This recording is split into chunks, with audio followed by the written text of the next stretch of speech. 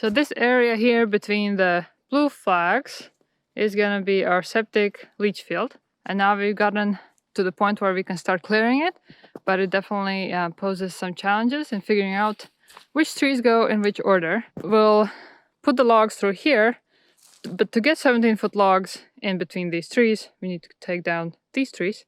That will then open space where we can cut down these trees over here. And then we'll have to see which direction we can fell down this tree and which order in general to do other trees. And then we think this area here, we can start another wood chip pile that's closer to this area.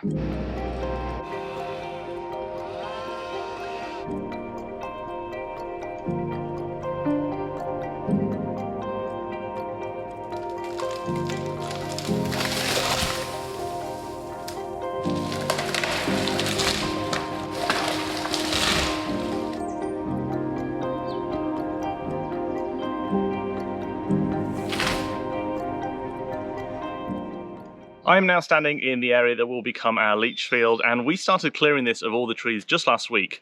So I'm pretty pleased with the progress we've been able to make so far. But this week we had a bit of an issue. This week we had our first incident with the chainsaw. Now, as incidents with chainsaws go, this one was pretty small. No one got hurt, no one got injured. The only thing that got damaged was the chainsaw itself. It was completely my mistake, my fault. I made a mistake. I took my eye off the ball for 1 second and the chainsaw was damaged. Let me show you what happened. We were felling the tree here, and I'm using the game of logging technique that I was taught, where you first make the hinge at the front, you then make a plunge cut through the tree, leaving just a trigger on the back that you finally cut once you're completely happy and you're sure that everyone is out of the area, everything's safe. That way you get a really predictable time when the tree will fall. Well, this particular tree here had a bit of a back lean, and normally the technique there is, after doing the plunge cut, you put a wedge in to stop it closing up on the saw, and then you make your trigger cut. Unfortunately, in this case, I got just a little bit too deep with my plunge cut, and I actually cut the trigger by mistake.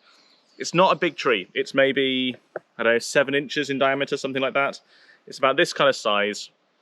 And so I wasn't particularly concerned about the tree, but as the tree did have a back lean, and so as I went a little bit too far with the trigger cut, the tree settled backwards onto the bar. Now, at this point, we didn't have a good way to get the tree down. The bar was occupying the full space of the cut through the tree, so there was nowhere for me to get a wedge in there. But we thought the safest and easiest thing to do would be to put a rope around the tree, use the tractor, and just pull it down. We've done this on a handful of trees that have been back leaning before, and it works really well. We've got the tools to do that. So that's what we did. We put a rope around the tree, we hooked up the tractor well out of the way, and very carefully, very slowly, we just toppled the tree forward, with the saw still in place on the tree because I couldn't get it out, it was stuck.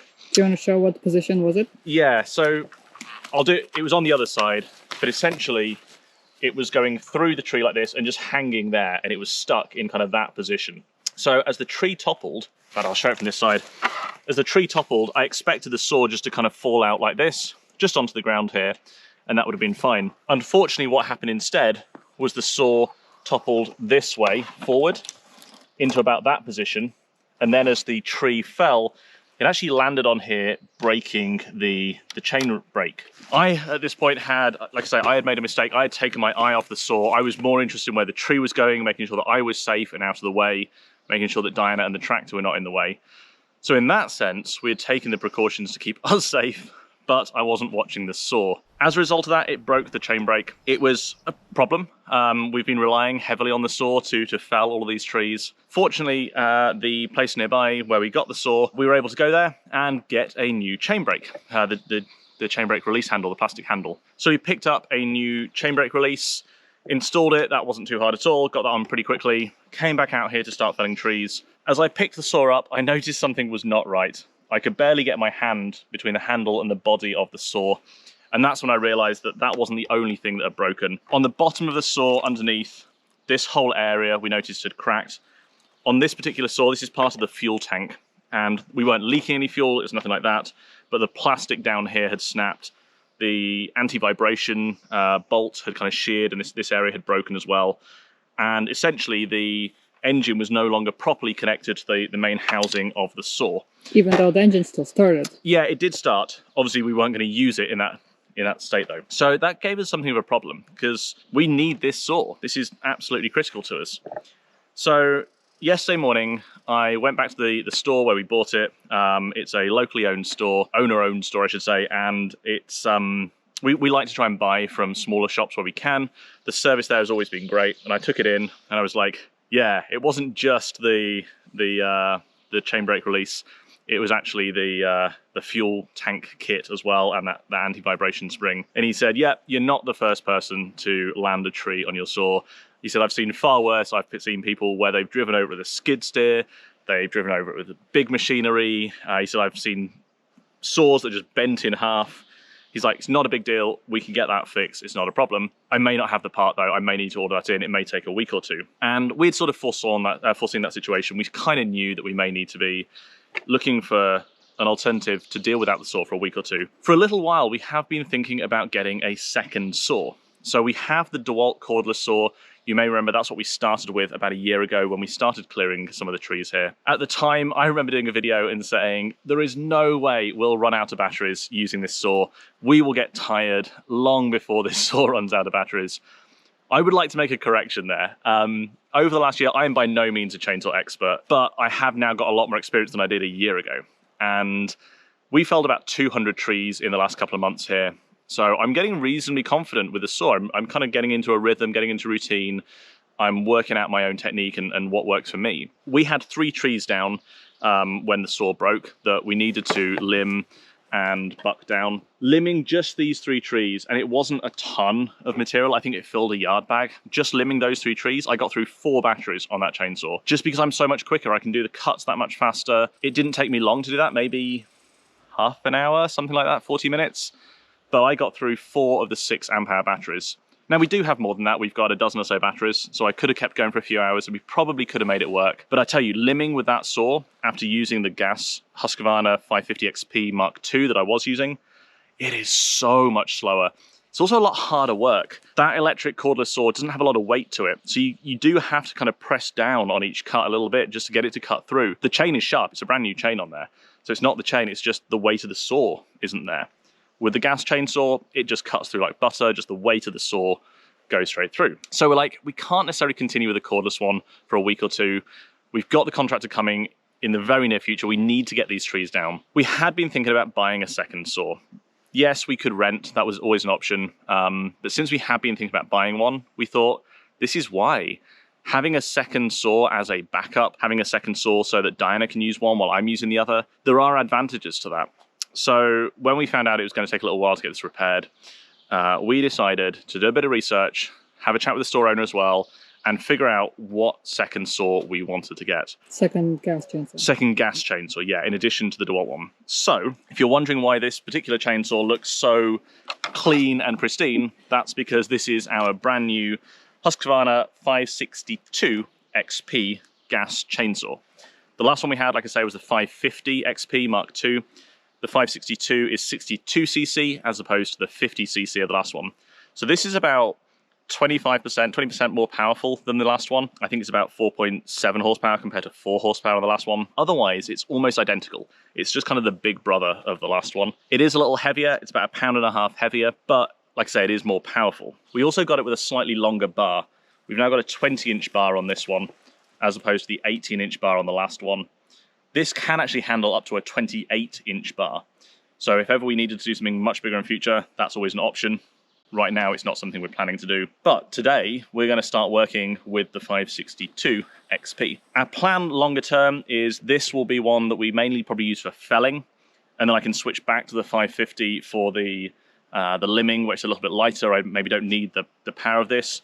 But when it comes to felling, when it comes to bucking a lot of the logs down, we can use the 562 XP for a little bit more power. So that's what we're going to be starting with today. These logs, bucking these logs with the DeWalt cordless saw last week was yesterday was painfully slow.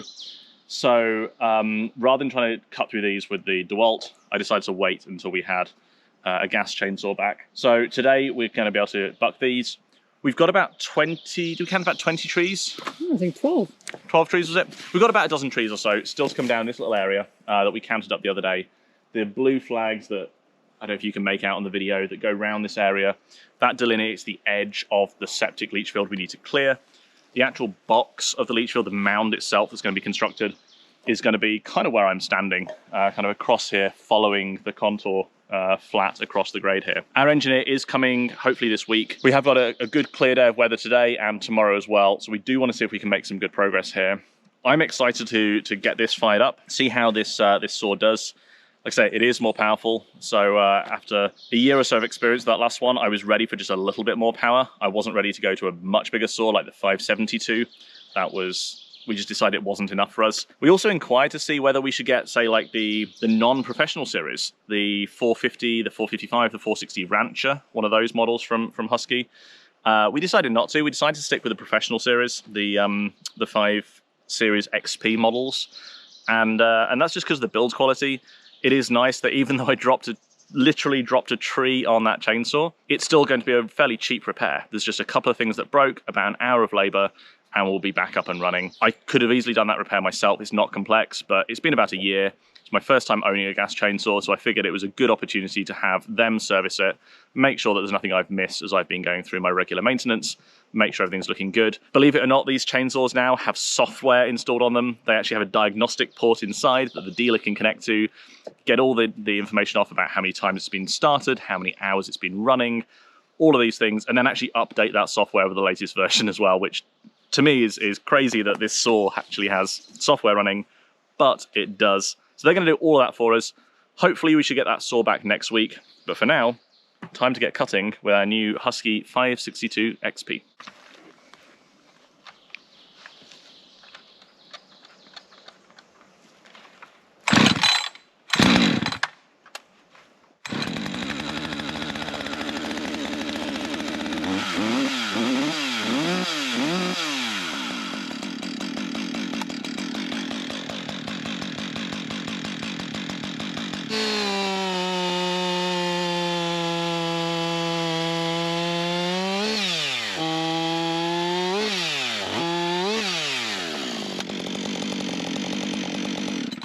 First impressions, this has got some power to it. This is nice.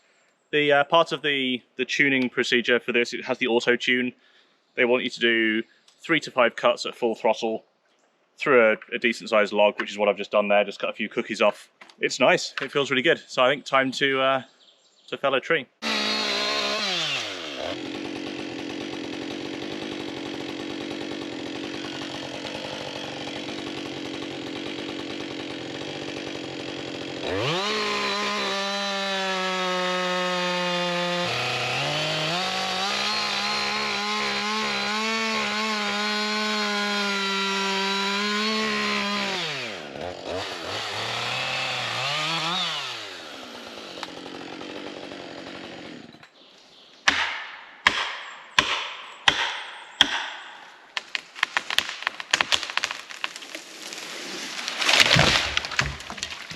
So what did you think after the first 3 down?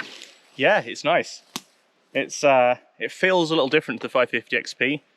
That one feels like it revs a little faster. It's a little more, just feels a little bit quicker, a little bit more agile, more nimble. This feels like a bit of a heavier, lower torque, lower RPM type saw. But going through on that plunge cut, you could definitely feel the extra power on this. This wasn't a big tree, it's only a spruce. But no, felt really nice.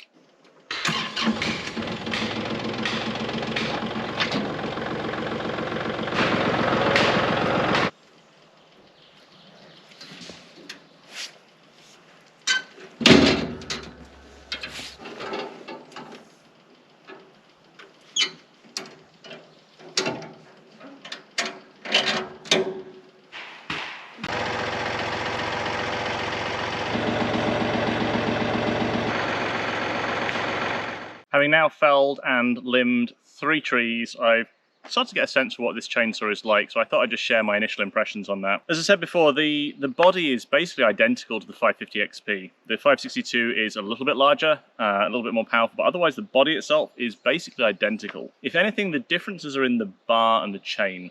So I have the 20-inch bar on here.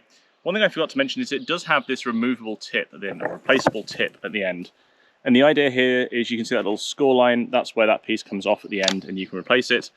It's the end of the bar that gets the most wear when you're using a chainsaw. And so by making just the tip replaceable, you don't need to replace the entire bar. You can oftentimes just replace the tip at the end where the little sprocket is. That keeps things moving nicely. The other difference here is the chain itself, and that does actually relate to the chainsaw head. This uses a 3/8 inch pitch chain, which is the distance between the rivets on the chain, which essentially means the links are a little bit bigger, and the chain is a little bit more aggressive compared to the 325 that we have on the 550 XP. When cutting with it, I can tell it does feel just a little bit more aggressive. It tends to get, I think, just slightly bigger chips coming out, and that's really to do with the chain on here being a little bit more aggressive. It didn't seem to feel different in a way that was sort of messing with my way of using the chainsaw, but just a notable fact about it, I guess. And then the other difference is with the bar being a little bit longer, 20 inches versus 18, I did find that was actually quite nice for some of the limbing. When stuff's low down on the ground, for my height, that allows me to get the chainsaw pretty low down without sort of bending down, and that extra couple of inches on the bar did seem to help there. It'll also be useful when we're felling trees, just to get through those slightly larger trees without having to cut from both sides to come in there. As for how it is to use, I can definitely tell it's a bit heavier. I'm not a big guy, and this is about £1.5 pounds, maybe even £2 with the extra bar in here, heavier than the 550 XP. It's about 13.5 compared to about 11.5 or so, body only, plus the bar and the chain. So it is a little bit heavier. I can definitely tell that, particularly when I was cutting some of the stuff up on the tree to clear the low branches before I felled it, sort of using it at chest height. I could definitely feel the weight in this. And then when limbing as well, it was noticeable there. It is nice for bucking though. When I had to sort of cut the logs down, it just goes through like butter. Just the weight of the saw just takes it straight through. Overall, I'm really impressed with this. I think going forward, we probably will use the 550 for the limbing, but I really like this for the felling and the bucking. Limbing with this is fast, it's easy. It is a little bit heavier than the 550. But otherwise, first impressions of the Husqvarna 562 XP. I really like this, and fingers crossed, we will get a lot of useful life out of this. One of the main reasons we decided to get this second saw was not just to clear these trees that we are now, the leach field and things. We're probably about 3/4, if not more, of the way through the trees that we need to clear for the house site, the leach field, the septic tanks, etc. But we're here on over 40 acres of land. In the short term, after the house is built, or while the house is being built, we want to clear a whole load of the spruce in here to really open this area up. That will give us a lot of good solar exposure for the solar panels on the roof of the buildings. Longer term though, we've still got to manage 40 acres of forest, and having a couple of saws is never a bad thing, bit of a backup there. We have a forest management plan on the property, which means we are legally obliged to take out a certain number of trees each year to keep the forest healthy. There are a number of trees that we know have got to come out in terms of some ash that are vulnerable to the borer beetle. It is getting pretty close to this area, and we're going to have to take those out fairly soon. So having the second saw just really gives us that ability to have two people working at the same time, a backup if something should happen to one or the other. And yeah, so I'm really happy now that we've got these two saws. It gives us a lot of capability, a lot of flexibility, and hopefully these being professional grade saws, as long as we do our maintenance, these will last for many, many years. When I was in the shop yesterday and I told them what happened, there was another guy in there. He's like, yep, that's happened to me too. He was a professional logger, and he gave me some good advice on what to do if it happens again. Now, ideally, you shouldn't get into this situation, but if it happens, what's the best way to deal with it? So I've just done a plunge cut here. My saw here isn't stuck, but imagine there was a tree here, and imagine that your saw was stuck in this position, which is what happened to mine the other day, albeit on a smaller tree than this. The problem I had was that when the tree fell, the saw fell out and the tree landed on it. And what he said was, the saw head is the bit you want to protect. Undo the bolts underneath, remove the saw head, and just leave the bar and the chain here. It might bend the bar, it might damage the chain, but a bar and chain are much cheaper than a saw head. So some good advice for you. If you do find yourself in this situation, your saw is stuck in the tree, as long as you've got a way to get out, you've got another saw you can cut with, or you can pull it down with a tractor like we did. Undo those bolts from the side casing, take the saw head off, get it somewhere safe, and just leave just the bar of the chain. And that way when the tree falls, it won't damage your saw.